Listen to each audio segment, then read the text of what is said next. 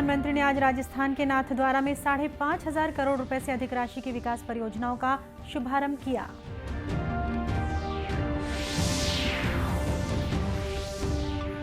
प्रदेश में माओवादियों के खिलाफ लड़ाई में शहीद होने वाले 3 जवान मरणोपरांत कीर्ति चक्र से सम्मानित।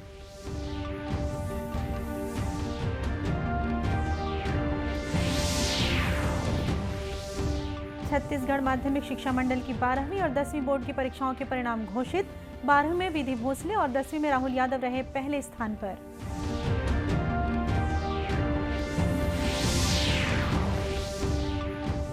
और कोरबा जिले में कटघोरा अंबिकापुर हाईवे पर सड़क हादसे में कार सवार 4 लोगों की मौत।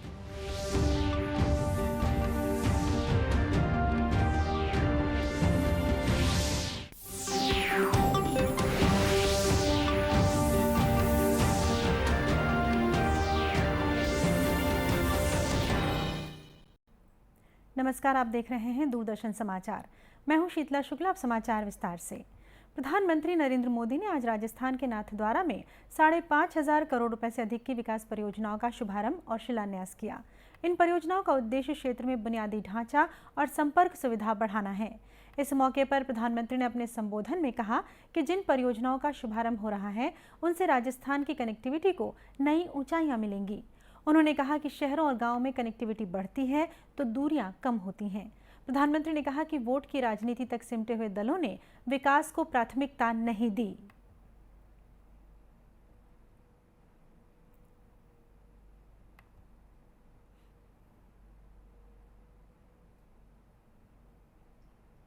देखते हैं, गांव में पानी की टंकी बनी, लेकिन वो 4-5 साल में ही छोटी पड़ जाती है।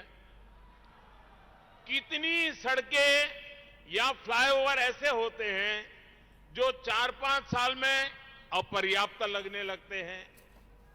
हमारे देश में इसी सोच की वजह से इंफ्रास्ट्रक्चर के निर्माण को प्राथमिकता नहीं दी गई। इसका बहुत नुकसान देश ने उठाया है।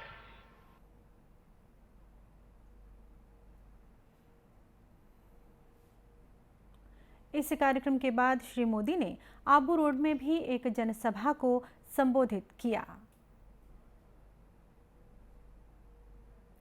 छत्तीसगढ़ में माओवादियों के खिलाफ लड़ाई में शहीद होने वाले 3 जवानों को एक साथ कीर्ति चक्र से सम्मानित किया गया।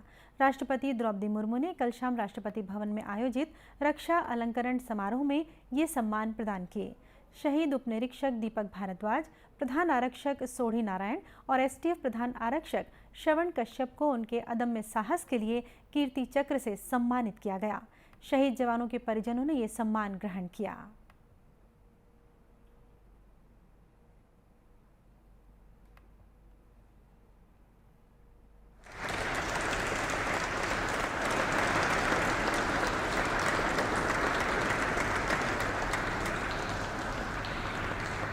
स्वर्गीय श्री सोढ़ी नारायण की धर्मपत्नी श्रीमती सुशीला सोढ़ी,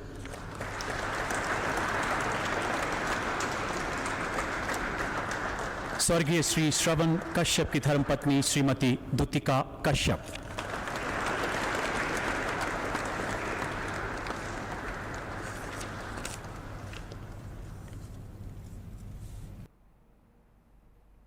समारोह में राष्ट्रपति ने सशस्त्र बलों, केंद्रीय सशस्त्र पुलिस बलों और राज्य तथा केंद्र शासित प्रदेश के पुलिसकर्मियों को 8 कीर्ति चक्र, इनमें 5 पदक मरणोपरांत तथा 29 शौर्य चक्र, जिनमें 5 पदक मरणोपरांत प्रदान किए। समारोह में प्रधानमंत्री नरेंद्र मोदी, रक्षा मंत्री राजनाथ सिंह और सूचना और प्रसारण मंत्री अनुराग सिंह ठाकुर भी उपस्थित रहे। छत्तीसगढ़ माध्यमिक शिक्षा मंडल की 12वीं और 10वीं बोर्ड परीक्षाओं के परिणाम आज घोषित कर दिए गए। रायपुर स्थित मंडल के सभागृह में स्कूल शिक्षा मंत्री डॉक्टर प्रेमसाय सिंह टेकाम ने नतीजे जारी किए। रायगढ़ की विधि भोसले 12वीं की टॉपर रही हैं, वहीं जांजगीर के विवेक अग्रवाल दूसरे स्थान पर हैं। 10वीं में राहुल यादव ने पहला स्थान हासिल किया है। स्कूल शिक्षा मंत्री ने मीडिया से चर्चा करते हुए बताया कि 12वीं में 79% से अधिक और 10वीं में 75% से ज्यादा बच्चे उत्तीर्ण हुए हैं।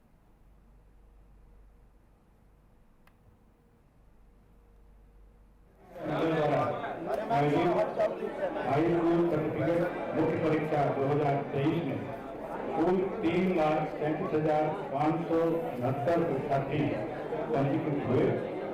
उनमें से 3,30,681 परीक्षार्थी परीक्षा में शामिल हुए, जिनमें से 1,52,891 बालक तथा 1,70,790 बालिकाएं सम्मिलित हुई।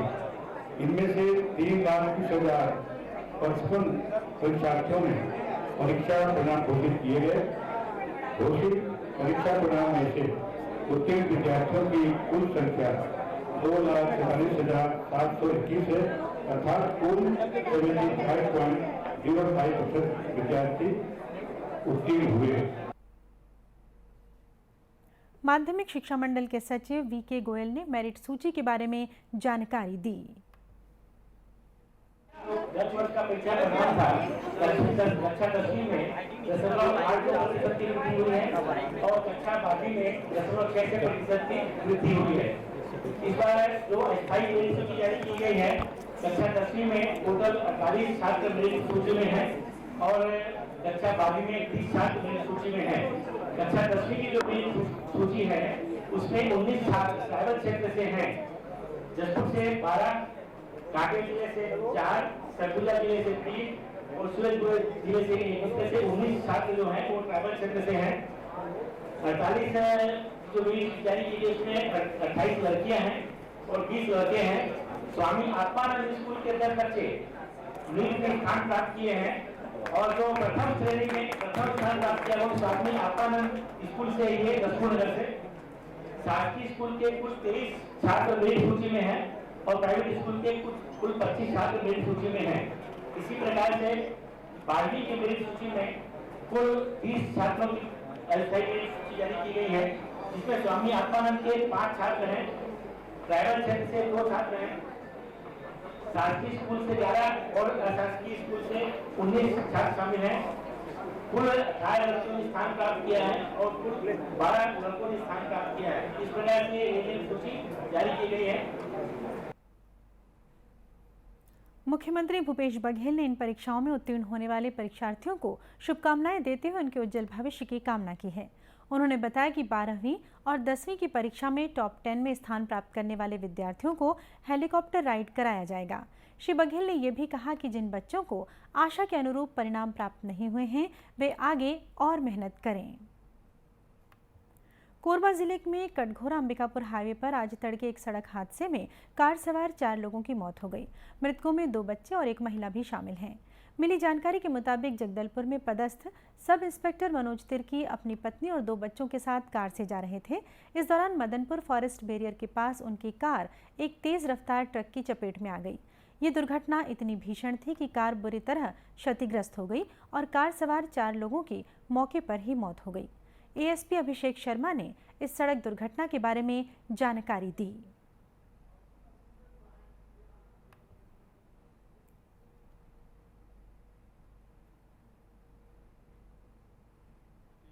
मुर्गा चौकी में मदनपुर गांव के आसपास आज करीब 7:30 बजे के समय में एक गाड़ी कार जो I-20 थी वो अंबिकापुर से बिलासपुर की ओर जा रही थी, जिसका क्रमांक था CG04MV9626।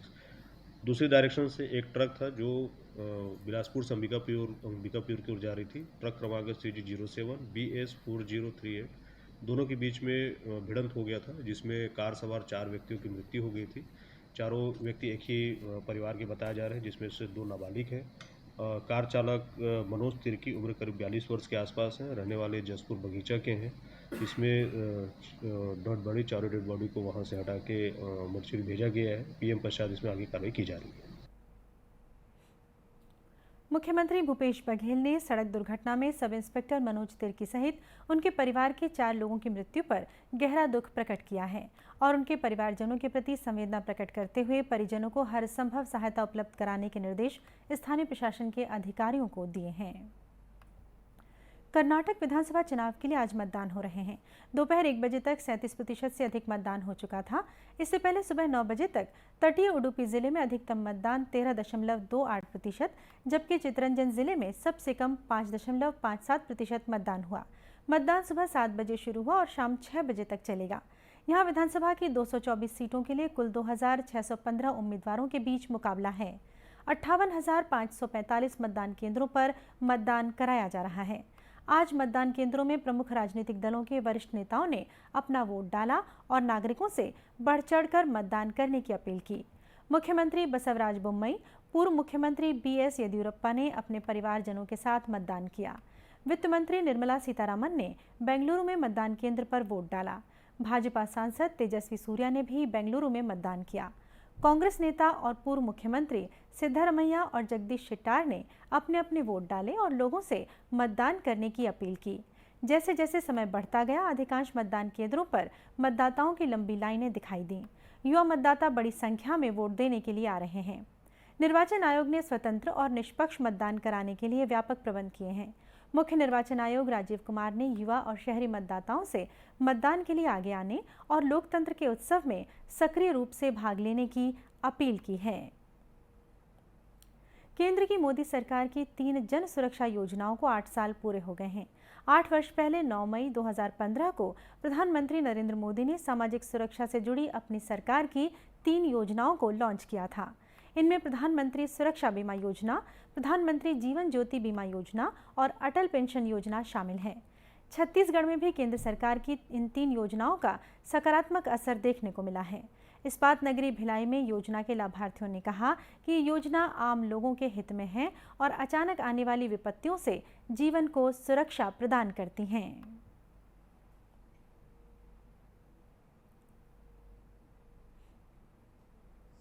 योजना से हमें तो बहुत लाभ हुआ है और अनेक परिवार इससे लाभान्वित हुए हैं।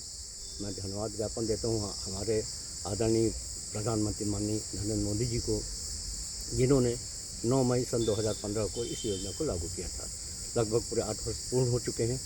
यह योजना बहुत ही कम प्रीमियम पर हमारे को 2 लाख रुपए का कवरेज देती है।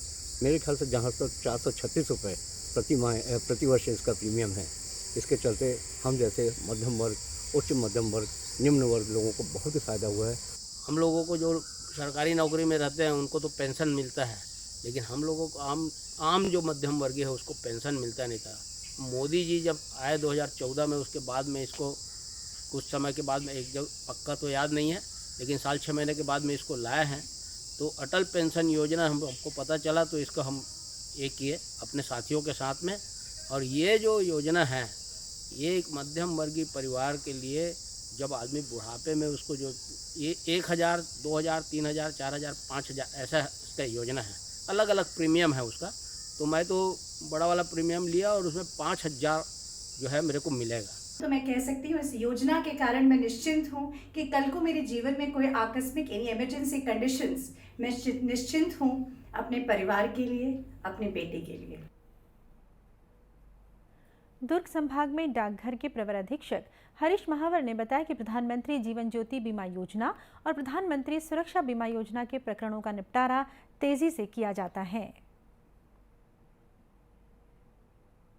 सुरक्षा बीमा योजना, प्रधानमंत्री जीवन ज्योति बीमा योजना और अटल पेंशन योजना, ये तीनों सामाजिक सुरक्षा योजनाएं हैं जिसे माननीय प्रधानमंत्री महोदय जी ने की पहल से ये चालू हुई हैं और ये सभी वर्गों के लिए बहुत उपयोगी है और बहुत लाभ देने वाली योजनाएं हैं। गौरतलब है कि प्रधानमंत्री जीवन ज्योति और प्रधानमंत्री सुरक्षा बीमा योजना 1 वर्ष में एक बार भुगतान वाली बीमा योजना है, जिसका कि प्रतिवर्ष नवीनीकरण किया जाता है। और अब कुछ खबरें जिलों से।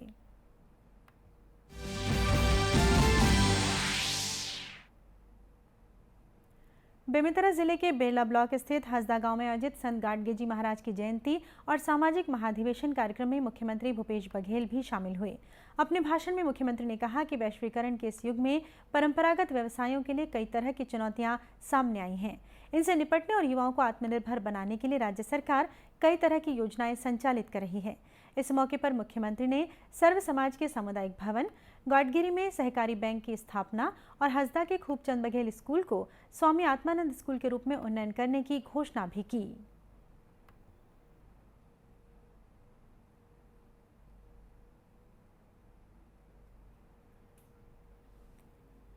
सक्ती जिले के मालखरौदा में भारतीय जनता युवा मोर्चा के कार्यकर्ताओं ने रोजगार की मांग और बेरोजगारी भत्ता के नियमों में छूट देने की मांग को लेकर प्रदर्शन किया।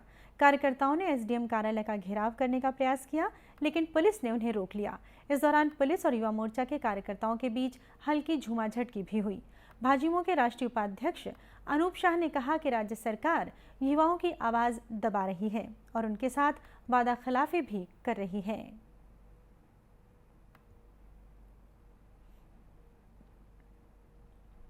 कोंडागांव जिले के सभी थानों में गुम मोबाइल को ढूंढने के लिए एक अभियान चलाया गया। अभियान के दौरान पुलिस को सामान्य मोबाइलों के साथ महंगे मोबाइल भी बरामद हुए हैं। कोंडागांव पुलिस ने 125 गुम हुए मोबाइल फोन को ढूंढने में सफलता हासिल की है, जिनकी कुल कीमत लगभग 25 लाख रुपए बताई जाती है। इसके बाद पुलिस अधीक्षक कार्यालय में पुलिस अधीक्षक दिव्यांग पटेल ने गुम मोबाइल की शिकायत दर्ज कराने वाले आवेदकों को उनके मोबाइल लौटा दिए।